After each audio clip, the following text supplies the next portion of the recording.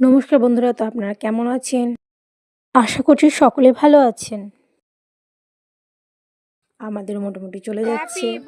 তো এই দেখুন, একটা বার্থডে নিমন্ত্রণ পেয়ে গেছিলাম এবার। তো বার্থডের কেক কাটিং হয়ে গেল।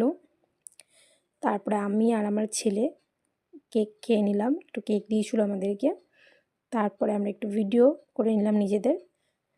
তো আমাদের ভিডিও করার পরে আমাদের প্রথম ব্যাচটা পুরোই ভরে গিয়েছিল, সেই জন্য আমরা একটু অপেক্ষা করলাম। আমাদের অপেক্ষার অবসান ঘটলো। শেষে তখন মা আর ছেলে মিলে আমরা বসে পড়েছিলাম।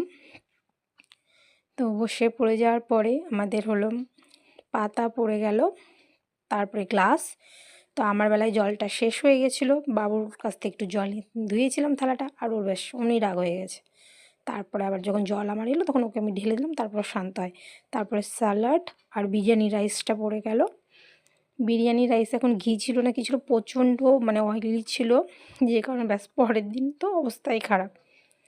পেটটা প্রচণ্ডই জ্বালা করছিল, গ্যাস হয়ে গেছিলো মনে হয়। তারপরে আলু আর হলো চিকেন, বিরিয়ানির টেস্টটা ভালোই ছিল। তারপরে ডিম সেদ্ধ পড়ে গেল। তারপরে বিরিয়ানি দেখে মনে হচ্ছিলো কতক্ষণে খাবো, খাওয়া শুরু করে দিলাম। তারপরে বিরিয়ানি খাওয়া শেষে পড়ে গেল দই।